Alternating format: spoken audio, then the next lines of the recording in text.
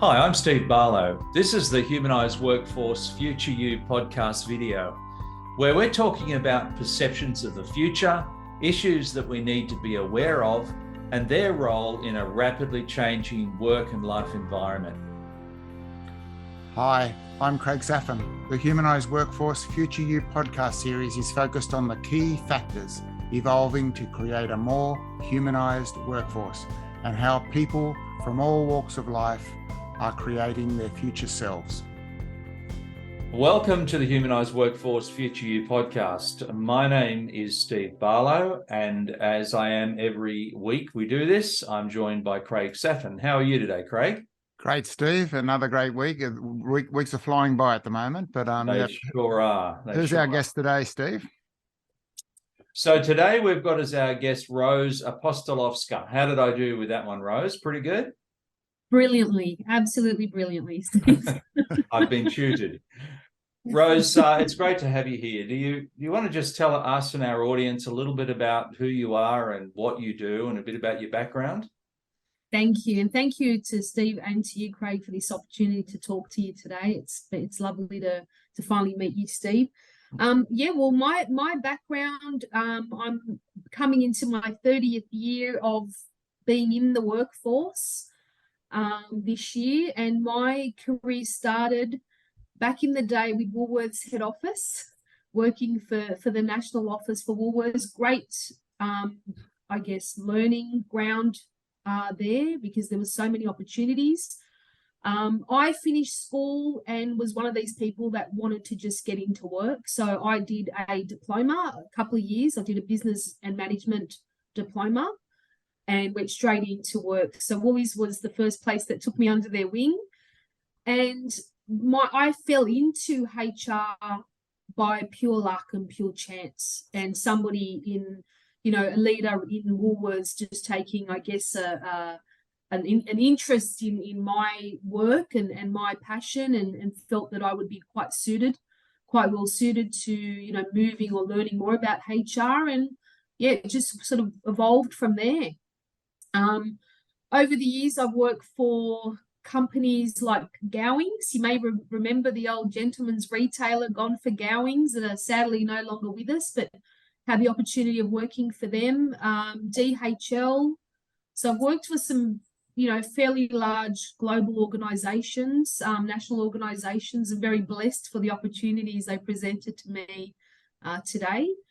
The last company I worked for before I took the plunge almost 7 years ago and started my business, Rosie Innovations, worked for a commercial furniture manufacturer.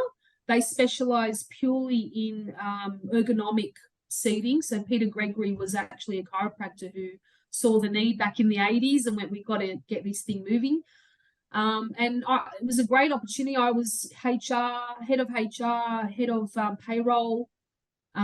Oversaw a large team there for Australia and New Zealand division. So I had to learn very quickly about New Zealand's employment laws, which I hadn't been exposed to prior to working for this organisation. So yeah, it's evolved from there. But I'm a hands-on learner. I love to learn and do and see. I couldn't envisage myself, and even though I'm older now and I've done some more degrees and things at a later stage when my kids were babies, I couldn't imagine sitting straight out of school and then going to university. I just wanted to get straight in there, do some diploma and get into work. So, but that's me in a nutshell in terms of my background. The business is, in terms of what we do, we have three parts to our business. We have the HR side. So I provide HR consultancy and support services to SMEs nationally.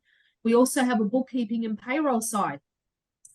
And payroll is becoming more and more complex, particularly with legislation changes and things here in Australia.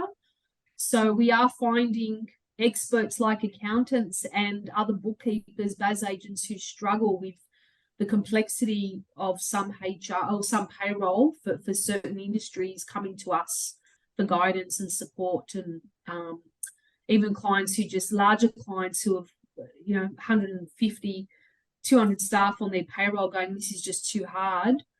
Can we just handball that over to you guys? So we just try and make that process a lot more simpler.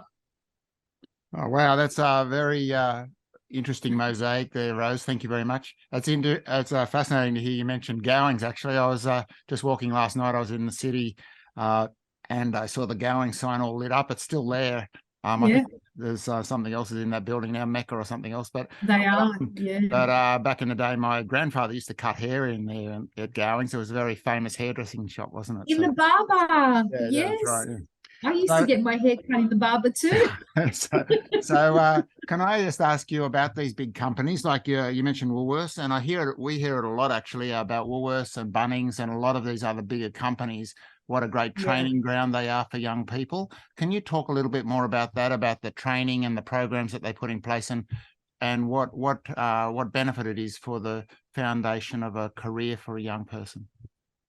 Yeah, I mean, if I look at, I didn't work in the actual retail component in the store, but even from looking at that and understanding what they offer for young trainees coming in or young school-age children who really aren't sure what they want to do when they leave school, they do have quite a structured trainee program that I know Woolies offer, and I know Bunnings are very similar as well. And there's a really clear, succinct pathway for trainees to follow that can lead to them, running a store or being an area manager eventually if they wanted to manage a cluster of stores.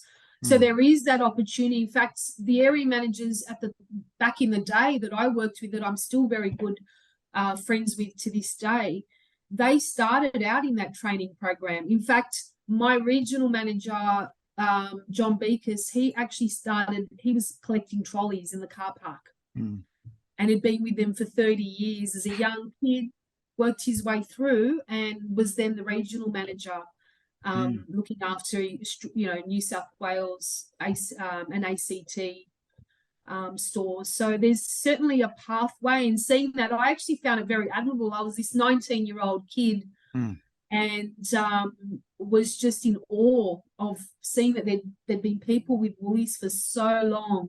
Yes. Seeing that pathway and seeing them lead into either the buying office and becoming buyers for certain categories that they found an interest in, or running a buying division.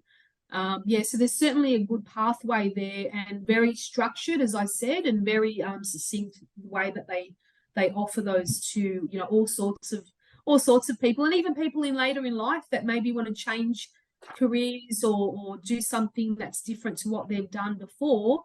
They don't rule out those people and go, oh no, you're much older or whatever. They do have a pathway for more senior workers as well, which I love. Yeah, retail and the food industry can be a great on-ramp for a lot of people, can't it? And a great career path ensues, doesn't it? I've heard the same stories about McDonald's, and also Starbucks has got great programs as well, and things like global companies like that. So yeah, that's Absolutely. a great story. So it's interesting to hear your perspective on it. What then? You use the words falling into HR, and we hear that a bit as well. People don't necessarily set out to choose HR as a career, but they fall into it. Can you talk about that and how you actually actively developed yourself as an HR professional once you fell into it? Yeah, look, it was actually so the head of HR at Woolworths, who worked very closely with the regional manager that I reported into back in the day.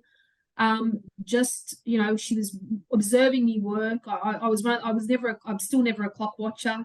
If there was work that had to be done, and she took notice of that, and she pulled John aside one day, my boss, and said, have we considered, looking at a different pathway for Rose? Let's get her involved in the area managers conference that is coming up, get her to work with me in HR, and she'll help me plan that. That was like a massive eye-opener and such a wonderful opportunity. One of these things about me is I never say no.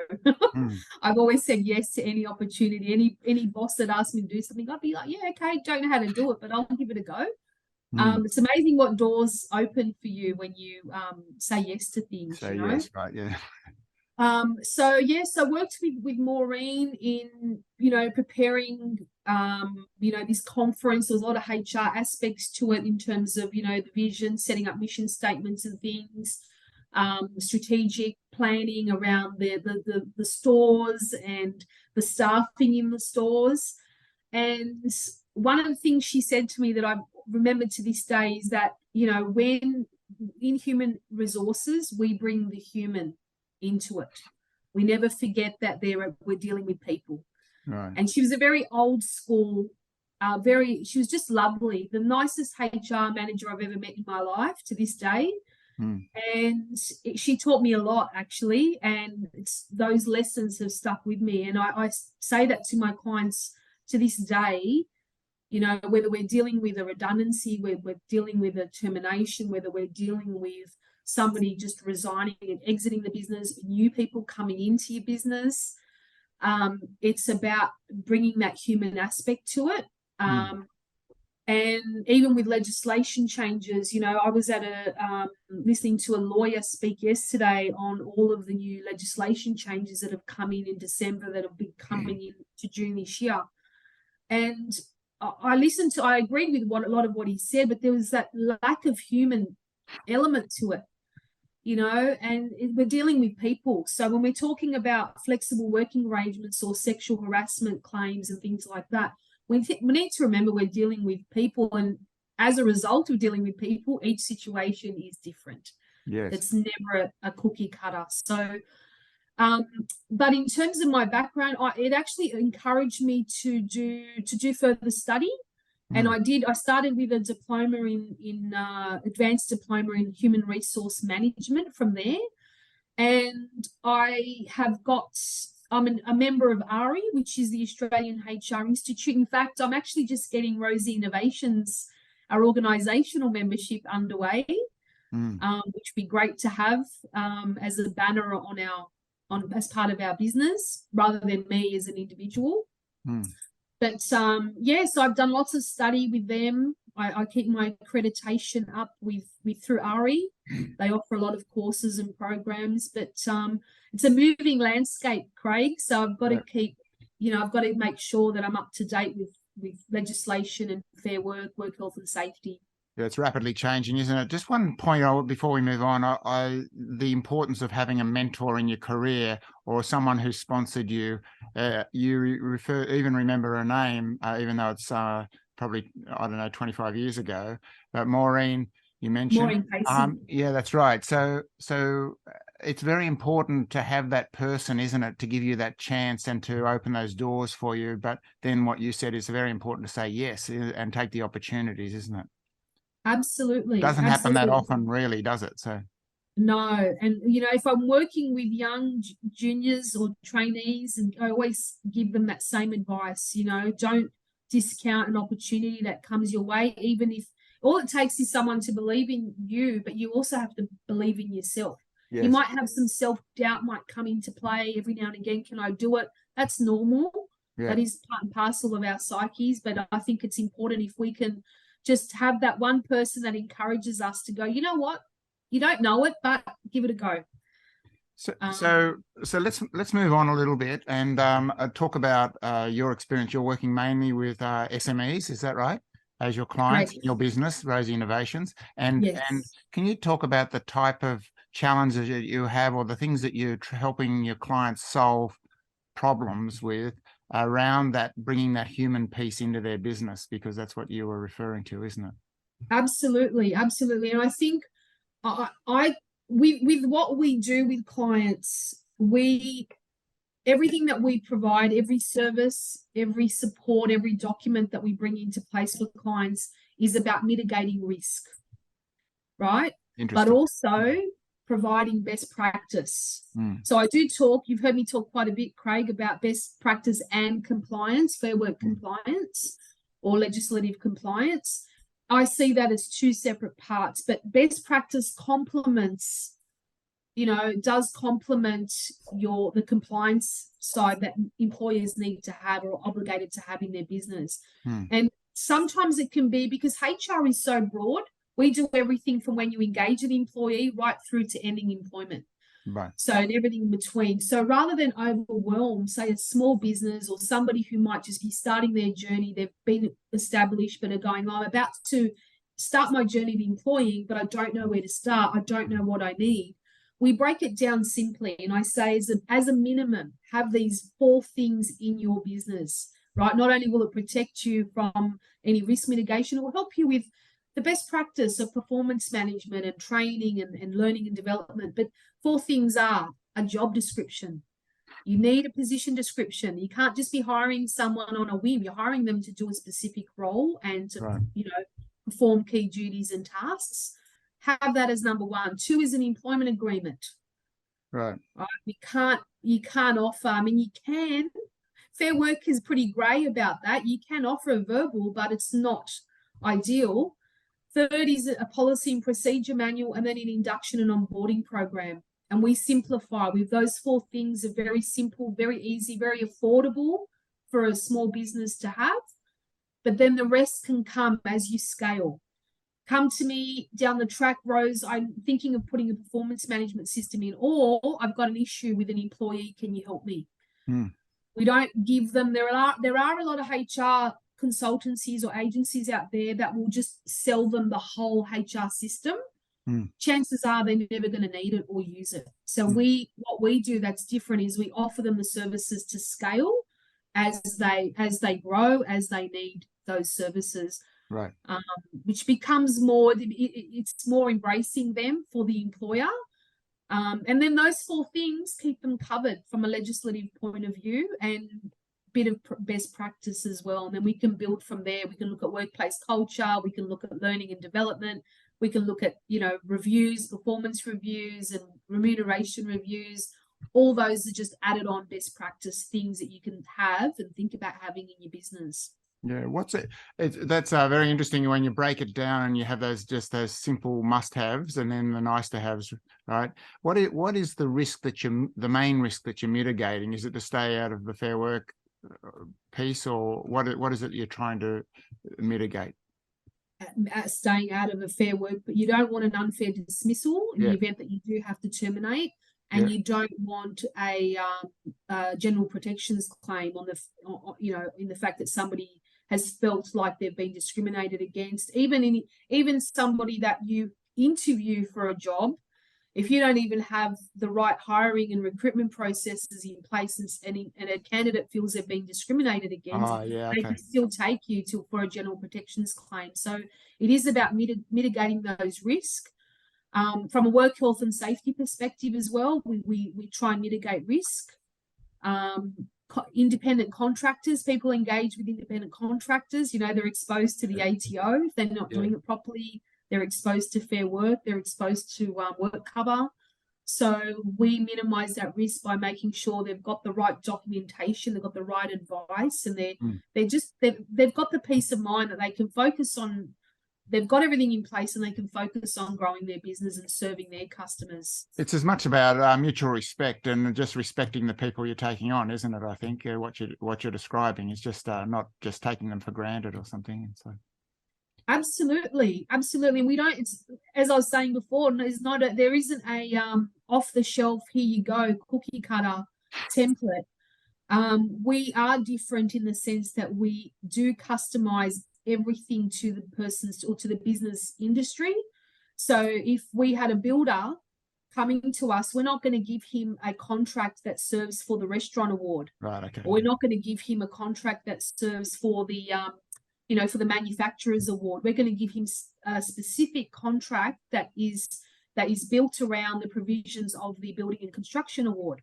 Right. So we are different in that respect, that we don't just go, here's your template, off you go, you're set. We give them advice around their award, their industry award, and how that impacts them, how that impacts their employees. Okay. And we're there, as I said, to help them mitigate the risk, but also feel good about how their employees' engagement, retaining their employees, looking after their employees. Just last question I want to ask you before we hand over to Steve is about your leader and your leading people. Like as your business grows, you've got a bigger team, and can you tell me about your philosophy towards leadership and how you approach leading the people that are in your business? Absolutely. It's one word: empowerment. So training in the beginning, and it's all training is ongoing, training and mentoring. And I have a very stringent training program for my staff when they join my business, whether it's in the bookkeeping, payroll space or HR. They're not left to their own devices. I've got an open door, open call policy at any time. If they have any questions, they've got access to me through our system chat. So we do use technology where they can reach me at any time, even if I'm off site. But it is about that initial getting them, that initial training. So their initial onboarding is about 8 weeks, 6 to 8 weeks. And then it's ongoing from there. And then we also, encapsulate training, set training. They can do 1 or 2 courses through the year that I pay for. But it is about empowerment, giving them the nudge that they're doing the right thing, giving them that opportunity to be a voice for themselves.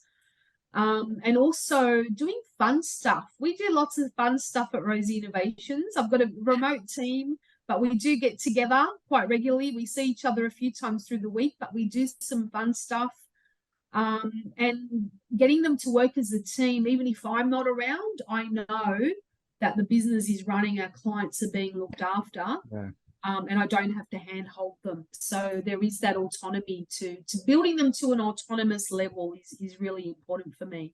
Yeah, that's very good. A lot of entrepreneurs running small businesses are very micromanagers, and the empowerment piece is very difficult for them, actually. So I'm very interested to hear that. So it can be tough. It can be tough if you're not willing to let go. But yes, it does take time. But once that person's skills there and they're learning, it's about letting go, letting them fall every now and again. That they're going to make mistakes. That's okay. We're all human. Yep. So thanks very much for that, Rose. That was really great. And it's good to be reminded of what you've been talking about, because oftentimes on the podcast we talk to people who kind of start off as a young person knowing what they want to do, and they go to university, they study a particular line of study and they get their qualifications, and then they go out in the workforce and they are an accountant, a lawyer, or whatever it is that they are. And sometimes these people later on in life, they make transitions and move off into other directions. But a lot of people, I think, experience what you experience. And I suppose to some extent, I can even identify with this in my own life, where you start off not necessarily knowing what you want to be or what you want to do. But you talked about, wanting to get out in the workforce and sort of get started and not delaying that, but see what's out there for you. And so you eventually found what you wanted to do through the thin threads of life that tie things together. And there are 3 aspects of what you talked about that I'd like to highlight that at least came through for me. You talked about, falling into HR, and you talked about it was pure luck that you got there. And really, when you were at Woolworths, somebody there saw your potential, or they saw something in you that they saw as valuable and wanted to draw it out and wanted to create opportunities for you and give you opportunities to move in certain directions and to explore. And there's this sense of exploring and trying things out and seeing where it leads, seeing what fits and what doesn't fit. That's an integral part of your story. So I guess the first thing that you said, in part of this exploration that you were engaged in, was never say no to an opportunity. That was a key thing to me. You're there. Opportunities come, people make suggestions. Well, those things have got real power in them. And what you're saying, don't say no to those things, say yes to those things. You might not know what to do, but there are training opportunities, but these things open doors for you. And some of these doors you might not like what you find, and you mightn't want to go down that pathway, and other doors might open up to wonderful things that really allow you to find who you are. The second thing that I want to say about it concerns learning. And you talked a lot about training training opportunities that Woolworths provided, and some of these other big companies provided training opportunities. Well, that's there as an offer, but you have to be willing to take it. And you talked about being a hands-on learner. So you kind of rolled your sleeves up on the job and you tried different things out. You explored these different learning opportunities, and that led to opening certain doors and opportunities that you could walk through and walk down. And in a sense, this sort of taking the opportunities that presented in the moment has become the framework of making you who you are, rather than the qualifications. The qualifications sort of came a bit later, really. The accreditations, the qualifications are kind of supporters, but they're not the main structure. The main structure is you taking the opportunity of the training that was available and building a career out of that, discovering what you're good at, discovering what you like. Absolutely. So learning, that's the second part. And the third part is dealing with people. And you talked about, the H part of the HR, the human side of the HR, and this importance of focusing on people. And you talked about three things in relation to that. One was helping people by breaking down complexity into simplicity. That people that you encounter in your business get overwhelmed by all the things, and they don't understand what it's all about and how it all works and what they're supposed to do. And so you help them to understand it by making the complex simple for them, not dumbing it down, but making it clear and simple that they've got to do these things. The second part of it is the customization for people. You say, look, you don't need, this is a big area. You don't need to know all of this. You don't need powerful tools that'll do things that you don't really need. Let me customize this down. And Craig talked about the respect for people, that they get something that's tailor-made for them. And that's an important thing. People want to feel like you're talking to them and you know what they need. And the third thing you talked about in the leadership kind of brings the whole thing back, and you talked about empowerment. And the key thing that you talked about empowerment was providing training for people, giving them the opportunity that you had in the workforce to find what they are good at and what they like to do and what brings them out to discover their magic. And you also talked about the importance of fun and the importance of teamwork as all part of all that. So they're the things that I got out of it. And I think these are very valuable lessons for a lot of people who don't necessarily know exactly what they want to do right now. Absolutely. No, absolutely. Thank you both for this opportunity. It was lovely talking to you both and talking about, it's been a while since I spoke about my background and my history and what led me here. So no, it was lovely to speaking to both of you today, and thank you again. Thanks for sharing your experience, Rose. It was great. Thanks. Thanks for watching this video on Humanised Workforce Future You. Please leave a rating or review for the series on the medium where you source your videos.